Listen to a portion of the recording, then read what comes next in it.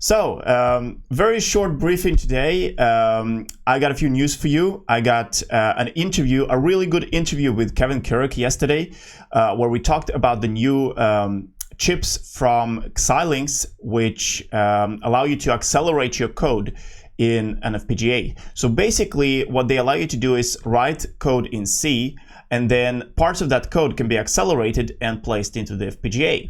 And this works by having an FPGA and an ARM processor in the same chip. So they share the memory, they share all peripherals, and you can use the tooling that Xilinx provides to convert parts of your C code automatically into accelerated code that can be placed into the FPGA.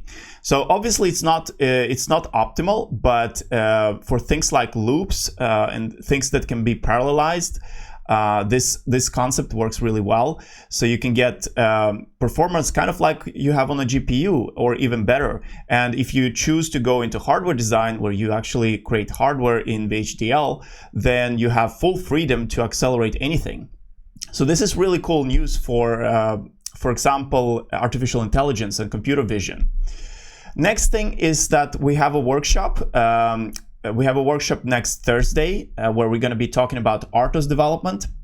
There is also a recording from the workshop yesterday. It's available on this channel. So if you go into my videos, you can see a recording from Embedded C workshop that I did yesterday, where we went into deep into development of firmware for STM32, where I showed actually how to start from complete scratch. So we created the startup files, we created the linker script, the make file, the basic application, and just flashed it on the STM32.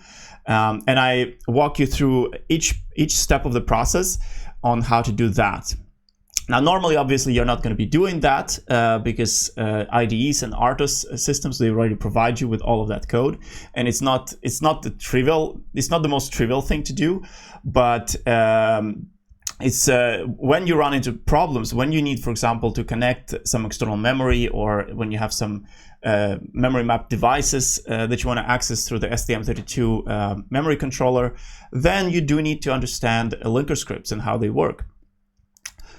So that workshop is really good. Check it out. It's really good on the subject of how to develop linker scripts and how things work when it comes to linking the application into the actual binary that you flash on STM32.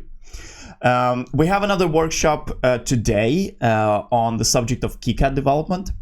So today at 15:30 Central European time, I'm going to be going over the basics of KiCAD. So this is a getting started workshop. It's going to teach you how to set up a project and actually get a hello world in KiCAD. So it's going to be a small PCB.